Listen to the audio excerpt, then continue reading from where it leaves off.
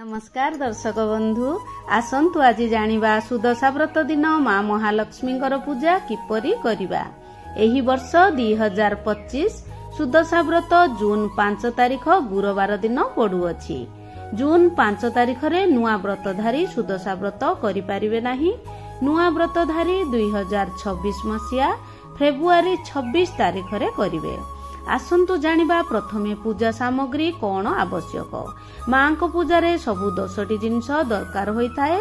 10टी मंडा, 10टी दीप, 10टी गुआ, 10टी बरकोली पत्र, 10टी दुब एवं अक्षत, 10 प्रकार फल एवं फूल एवं विभिन्न प्रकार पत्र रे आंब डाल, अँला डाल, दुर्लभा, बेलपत्र, पानपत्र, दुब, बरकोली पत्र एवं कदली पत्र एवं माँकर पूजारे व्यवहार पाई सामग्री चंदन, सिंदूर, हलदी, अक्षत, धूप, दीप, झुणा, आलती पाई दीप, घंटी, रक्षासूत्र, गुआ, संकल्प पात्र, पंचामृत एवं विभिन्न प्रकार फूल। माँ को पद्म एवं गोलाप अत्यंत प्रिय होइताए। फूलरे आमे सेबती, टगर, रजनीगंधा विभिन्न प्रकार फूल देबा एवं फूलमाळ अर्पण करिबा एवं कलश पाई आंब डाल, कलशरे देबा पाई गुआ, अक्षत, हलदी, पूर्ण पात्र, नड़िया, पइता एवं किंबा गुआ। माँ को अँला अत्यंत प्रिय, तेणु अँला अर्पण करिबा एवं स्नान जलरे व्यवहार करिबा एवं 10 प्रकार फल आवश्यक होइताए। नड़िया, कदली, आपेल एई सबु एवं खटुली नहीं जिबा एवं खटुली रे बिछेबा पाई एक वस्त्र नहीं जिबा एवं माँ को स्नान पाई स्नान पात्र नहीं जिबा एवं किछि व्रत नहीं जिबा एवं पित्तल सामग्री जहा जहा पूजारे आवश्यक पित्तल सामग्री को गोटे जगह रे जोगाड़ करी रखिदबा एवं सकाळे माँ को पणा दिया जाय थाए। पणार सामग्री मध्य सबु गोटे जगह रे रखि देथिबा एवं सकाळे पणा प्रस्तुत करिबा। एही दिन ब्रह्म मुहूर्त रे उठी प्रथमे हलदी जलरे स्नान करी पादरे अलता लगा जाय थाए। मथारे सिंदूर लगाई प्रथमे निजे श्रृंगार हेबा परे आमे ठाकुर घर को प्रवेश करिबा एवं ठाकुर घरे आमे 16 कोठी विशिष्ट पद्म अंकन करिबा। 16 कोठी पद्म माने 16टी पाखुड़ा थिबा पद्म माँ को अत्यंत प्रिय होइताए। तेणु ठाकुर घरे बाहरे एवं वृंदावती माँ को पाखरे करिबा। धड़ा एवं हलदिया लुगा पिंधिबा अत्यंत शुभ होइताए। प्रथमे आमे बाहरे दांडरे एक कलश स्थापन करिबा। कलशरे आंब डाल, फूल अर्पण करिबा एवं बेलपत्र, दुब, पुष्प, चंदन, सिंदूर देई पूर्ण कलश को धूप दीप अर्पण करिबा एवं माँ को पाद को मध्य ठीक सेमिति पूजा करिबा एवं गोबर रे माँ वास करिथांती। तेणु किछि गोबर को रखी मध्य पूजा करा जाय थाए। धूप दीप अर्पण करा जाय थाए एवं माँ को आवाहन करी घर को निया जाय थाए। निमंत्रण करा जाय थाए जे आस हे माँ, आस हे माँ एई भली कही माँ को घर को निया जाय थाए एवं घरे गोटी आसन पकाई बिछेदबा। प्रथमे निजे शुद्धि होई जिबा, गंगा जल सिंचन करिबा निज उपरे, तापरे स्थान शुद्धि करिबा। गंगा जल पंचामृत रे स्नान शुद्धि करदबा। तापरे आमे दीप प्रज्वलन करिबा। दीप को पूजा करिबा। दीप देवाय नमः, पुष्प, चंदन, अक्षत अर्पण करिबा। तापरे आमे कलश स्थापन करिबा। प्रथमे धान किंबा अक्षत देई आमे कलश रखिबा एवं कलश रे किछि गंगा जल, शुद्ध जल पकेइबा कंठ पर्यंत एवं सेथिरे किछि सुना, गुआ, कौड़ी, कॉइन, हलदी, हलदिया चाउल, दुब एही समस्त सामग्री आमे देबा एवं किछि श्री कर्पूर, अतर अत्यंत प्रिय होइथाए। तेणु अतर अर्पण करिबा एवं हलदी, चंदन अर्पण करिबा एवं आंब डाल रे चंदन, हलदी, सिंदूर अर्पण करी पूर्ण पात्र रखिदबा ता उपरे पौड़ किंबा नड़िया को रखिदबा। पंचदेवताए नमः गणे नारायणे रुद्रे अंबिके भास्करे पंचदेवताए नमः।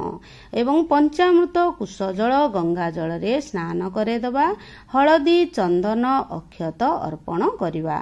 ओम चंदनाए समर्प्यामि। एवं पैता एवं पुष्प माळ अर्पण करिबा।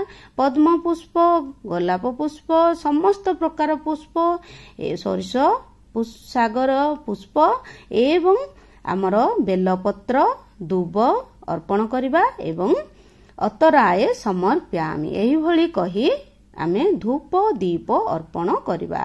कलशंकु प्रथमे पूजा करा जाई थाए एवं कलशरे वरुण देवता वास करिथांदे। तेणु ओम बम वरुण देवताए नमः। हे प्रभु मु आवाहन करूची मो कलशरे विराजमान हुअन्तु स्थापित हुअन्तु एवं पूजा पाआन्तु। एवं प्रथमे एक छोट पात्र रे जल नेबा पुष्प नहीं प्रभुंकर पाद धोईदबा। तापरे आमे अखंड दीप प्रज्वलन करिबा। अखंड दीप सकाळु संध्या पर्यंत प्रज्वलन करा जाई थाए एवं किंबा राति सारा मध्य कले बहुत भल। एवं धूप दीप अर्पण करिबा। तापरे संकल्प करिबा। गुआ पुष्प अक्षत को धरिबा। निजर ना गोत्र कहिबा मां मु आपणको पूजा करिबा पई जाउची।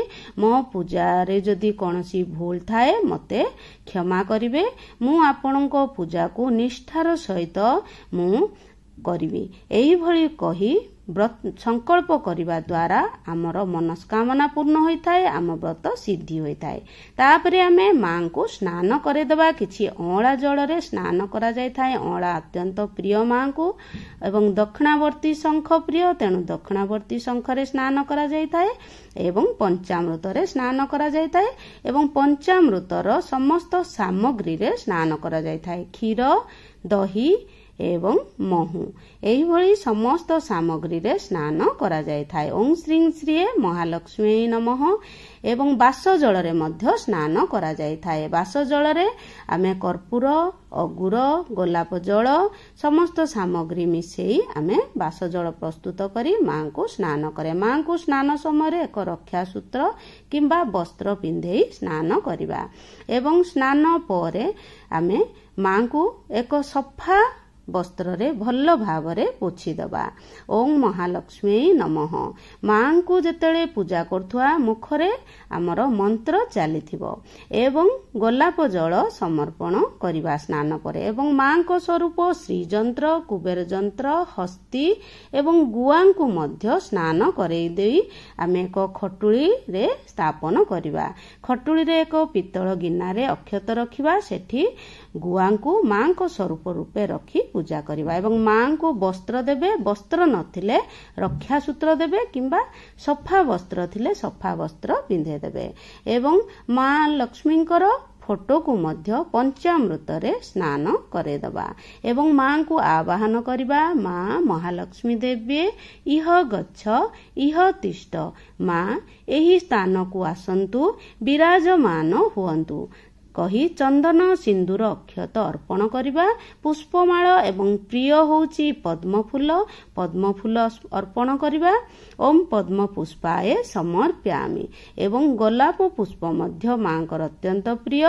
तापरे दुब बेलपत्र मध्य प्रिय। समस्त प्रिय द्रव्य अर्पण करिबा। एवं आमर बरकोड़ी पत्र रे किछि अक्षत 10टी देई आमे मां को अर्पण करिबा। एवं अँला डाल किंबा अँला पत्र मध्य अर्पण करिबा। एवं मां को समस्त पुष्प अत्यंत प्रिय। पुष्पाए समर्प्यामि। ओम श्री श्री महालक्ष्मी पुष्पाए समर्प्यामि। एवं गोबर रे मां महालक्ष्मी वास करती। तेणु गोबर को मध्य पंचामृत पुष्प चंदन सिंदूर दे पूजा करदेबा। एवं किछि अँला डाल एवं बेलपत्र देबा। एवं स्तुति को मध्य पुष्प चंदन सिंदूर अर्पण करी पूजा करिबा। एक पात्र रे नुआ ନୂଆ ବ୍ରତକୁ ହଳଦୀରେ ବୁଡ଼େଇ ଦେବା ଏବଂ ଦୁବ ଚାଉଳ ପୁଷ୍ପ ପକାଇ ମାଙ୍କ ପାଖରେ ରଖିବା ଏବଂ ବ୍ରତ ପେଡ଼ିକୁ ମଧ୍ୟ ମାଙ୍କ ପାଖରେ ରଖିବା ଏବଂ ଶ୍ରୀଙ୍ଗାର ମାଙ୍କୁ ଅତ୍ୟନ୍ତ ପ୍ରିୟ ହୋଇଥାଏ। ତେଣୁ ମାଙ୍କୁ ଶ୍ରୀଙ୍ଗାର ସାମାନ ଅର୍ପଣ କରାଯାଇଥାଏ। କିଛି ନଥିଲେ ଶଙ୍ଖା ସିନ୍ଦୁର ଅର୍ପଣ କରାଯାଇଥାଏ ଏବଂ ଅତର ମାଙ୍କୁ ଅତ୍ୟନ୍ତ ପ୍ରିୟ। ମାଙ୍କୁ ସଜେଇବା ପରେ ମାଙ୍କୁ ଦର୍ପଣ ଦେଖେଇବା ଯେ ମା ଦେଖନ୍ତୁ ଆପଣଙ୍କୁ ମୁଁ କେମିତି ସଜେଇଛି ଏବଂ ମାଙ୍କୁ ଝୁଣା ଅତ୍ୟନ୍ତ ପ୍ରିୟ। ଝୁଣାରେ ଗୁଗୁଳ, ଅଳେଇଚ, ଲବଙ୍ଗ, ଘିଅ ଏବଂ ଗୋବରର କଣ୍ଡା ଏହିସବୁ ସାମଗ୍ରୀ ମିଶାଇ ଅର୍ପଣ କରିବା। ଦୀପଂ ସମର୍ପୟାମି। ଏହିଭଳି ମାଙ୍କୁ 3 ଧୂପରେ ମାଙ୍କୁ ପୂଜା କରାଯାଇଥାଏ, ସକାଳ, ମଧ୍ୟାହ୍ନ, ସନ୍ଧ୍ୟା ଏବଂ 10ଟି ଦୀପ ମାଙ୍କୁ ଅର୍ପଣ କରାଯାଇଥାଏ। ଦୀପାଏ ସମର୍ପୟାମି। ସକାଳ ଭୋଗ ବା ବାଳ ଭୋଗରେ 10 ପ୍ରକାର ଫଳ ଏବଂ ଛେନାରେ 10 ପ୍ରକାର ଫ୍ରୁଟ୍ସ ମିଶାଇ ଛେନା ଚକଟା ଅର୍ପଣ କରାଯାଇଥାଏ ଏବଂ ଛେନା ଚକଟା 10ଟି କରି ମାଙ୍କୁ ଅର୍ପଣ କରାଯାଇଥାଏ। ପ୍ରଥମେ କଳସ ଦେବତାଙ୍କୁ ଅର୍ପଣ କରିବା, ତାପରେ ମାଙ୍କୁ ଅର୍ପଣ କରିବା। ଫଳ ଭୋଗ ଏବଂ ଛେନା ଚକଟା ବାଳ ଭୋଗରେ ଦିଆଯାଇଥାଏ ଏବଂ ନୈବେଦ୍ୟଂ ସମର୍ପୟାମି। ଓಂ ଫଳ ଭୋଗାଏ ନୈବେଦ୍ୟଂ ସମର୍ପୟାମି। ତାପରେ କ୍ଷୀରରେ କିଛି କେଶର, ବେଲପତ୍ର ପକାଇ ଅର୍ପଣ କରିବା, ଆଚମନ ଜଳ ଅର୍ପଣ କରିବା। ମଧ୍ୟାହ୍ନ ଭୋଗରେ ଆମେ ଚାଉଳ ଚୂନାର ମଣ୍ଡା ପିଠା ଅର୍ପଣ କରିବା। ମଣ୍ଡା ପିଠା ମାଙ୍କୁ ଅତ୍ୟନ୍ତ ପ୍ରିୟ। 10ଟି ମଣ୍ଡା ଅର୍ପଣ କରାଯାଇଥାଏ। ମଣ୍ଡାରେ ପୁର ଦେବା ପାଇଁ 10 ପ୍ରକାର ମସଲା ବା 10 ପୁର ଦିଆଯାଇଥାଏ। ସେଗୁଡ଼ିକ ହେଲା ଛେନା, ଅଳେଇଚ, ଲବଙ୍ଗ, ଶ୍ରୀକର୍ପୂର, ଡାଲଚିନି ଇତ୍ୟାଦି ଗରମ ମସଲା ପକାଯାଇଥାଏ ଏବଂ ଏହି ଦିନ ସ୍ତୁତି ପଠନ କରିବା, ସୁଦଶା ବ୍ରତ ପୁସ୍ତକ ପାଠ କରିବା। ଯଦି ପଢ଼ିପାରୁନେ ତେବେ ଆମେ ଶୁଣିବା ଏବଂ ଲକ୍ଷ୍ମୀ ସ୍ତୁତି, ଶ୍ରୀ ସୂକ୍ତମ, କନକଧାରା ସ୍ରୋତମ, ଅଷ୍ଟକମ ଏହିସବୁ ସ୍ତୁତି ପଢ଼ିବା ଅତ୍ୟନ୍ତ ଶୁଭ ହୋଇଥାଏ ଏବଂ ମାଙ୍କ କୃପା ମିଳିଥାଏ ଏବଂ 108 ମନ୍ତ୍ର ଜପ କରିବା ଉଚିତ। ଓಂ ଶ୍ରୀ ଶ୍ରୀ ମହାଲକ୍ଷ୍ମୀ ନମଃ। ତାପରେ 10ଟି ଗଣ୍ଠି ଆମେ ବ୍ରତରେ ପକେଇବା। ବହିରେ ମାଙ୍କର 10ଟି ନାମ ଲେଖାଇଛି।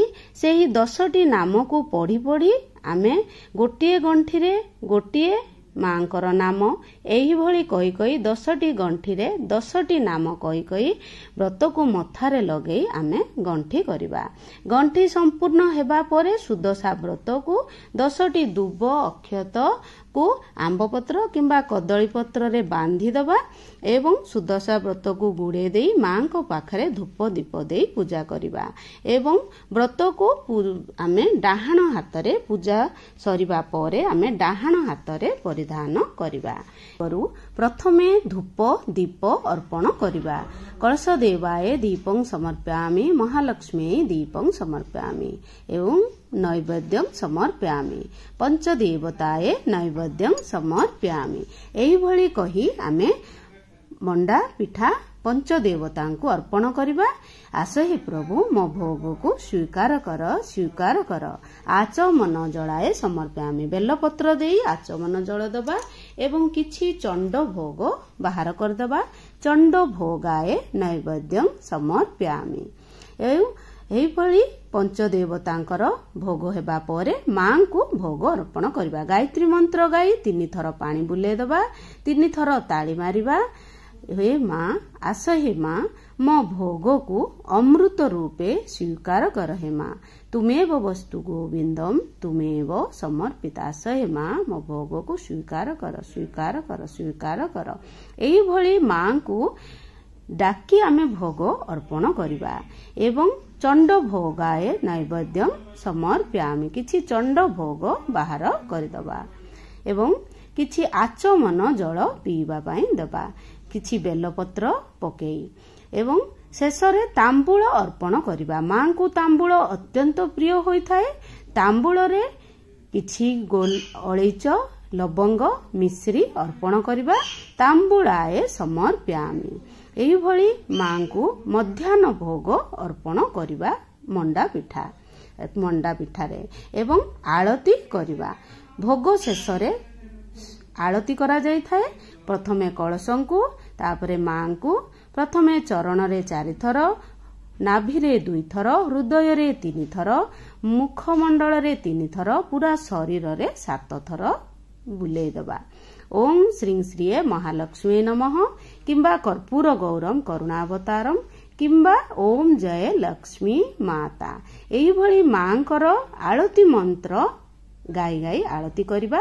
ଆଳତୀ ସ୍ୱୀକାର କର ହେ ମା କହିକି ଆଳତୀ ଅର୍ପଣ କରିବା। ପୁସ୍ତକଙ୍କୁ ଦେବା, ବ୍ରତଙ୍କୁ ମଧ୍ୟ ଦେବା, ଗୋବରରେ ଥିବା ମା ମହାଲକ୍ଷ୍ମୀଙ୍କୁ ମଧ୍ୟ ଦେବା। 3 ଥର ଆଳତୀ ନେବା, ଶଙ୍ଖା ସିନ୍ଦୁର ବଜ୍ରରୋହ କହିବା, ଟିକେ ପୋଛିଦେବା ଏବଂ ବିଞ୍ଚି ଦେବା ମାଙ୍କୁ। ଏବଂ 2 ଚାଉଳ ଅର୍ପଣ କରିବା। କ୍ଷୀର ଅରୁଆ ଚାଉଳ ମିଶେଇ ସମସ୍ତ ଠାକୁରଙ୍କୁ 2 ଚାଉଳ ଅର୍ପଣ କରିବା। ଏବଂ ସନ୍ଧ୍ୟା ଭୋଗ ସନ୍ଧ୍ୟା ହେବା ପୂର୍ବରୁ ଦିଆଯାଇଥାଏ। ଶେଷ ଧୂପ ସନ୍ଧ୍ୟା ପୂର୍ବରୁ କରାଯାଏ ଏବଂ ସନ୍ଧ୍ୟା ପୂର୍ବରୁ ମାଙ୍କୁ ଉଠାଯାଇଥାଏ। ମାଙ୍କୁ ଧୂପ ଦୀପ ଏବଂ ଭୋଗ ଅର୍ପଣ କରାଯାଇଥାଏ। ଭୋଗରେ ମାଙ୍କୁ ଛେନାପଣା ଦିଆଯାଇଥାଏ। ଆସ ହେ ମା ମୋ ଭୋଗକୁ ସ୍ୱୀକାର କର ହେ ମା, ତୁମେବ ବସ୍ତୁ ଗୋବିନ୍ଦମ୍ ତୁମେବ ସମର୍ପିତା। ଏହିଭଳି କହି ମାଙ୍କୁ ଭୋଗ ଅର୍ପଣ କରିବା, ଚଣ୍ଡ ଭୋଗ ଅର୍ପଣ କରିବା ଏବଂ କଳସଙ୍କୁ ମଧ୍ୟ ଠିକ୍ ସେମିତି ଭୋଗ ଅର୍ପଣ କରିବା, ଜଳ ଅର୍ପଣ କରିବା ଏବଂ ସନ୍ଧ୍ୟା ତାପରେ ମୁଣ୍ଡିଆ ମାରି ନିଜର ମନସ୍କାମନା କହିବା। ତାପରେ ଆଳତୀ କରିବା। ଆଳତୀରେ ମଧ୍ୟ ଠିକ୍ ସେମିତି କଳସଙ୍କୁ ମାଙ୍କୁ ସ୍ତୁତିଙ୍କୁ ଆଳତୀ କରିବା ଏବଂ ଶେଷ ଆଳତୀ ମାଙ୍କର। ତେଣୁ ଭଲ ଭାବରେ ଆଳତୀ କରିବା। ଯେତେ ପୂଜାରେ ଭୁଲ ଥାଉ ଆମେ ଯଦି ଆଳତୀ ଭଲରେ କରିବା ମା ଆମ ଦୋଷକୁ କ୍ଷମା କରିଥାନ୍ତି।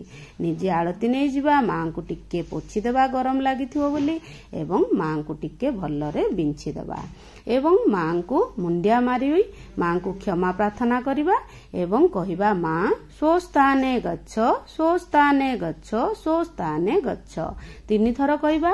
ମା ନିଜ ସ୍ଥାନକୁ ଆସନ୍ତୁ, ମା ନିଜ ସ୍ଥାନକୁ ଆସନ୍ତୁ କହି କଳସକୁ ଟିକେ ଘୁଞ୍ଚେଇ ଦେବା ଏବଂ ମାଙ୍କୁ ଖଟୁଳିକୁ ଟିକେ ଘୁଞ୍ଚେଇ ଦେବା। ମା ନିଜ ସ୍ଥାନକୁ ଆସ ହେ ମା।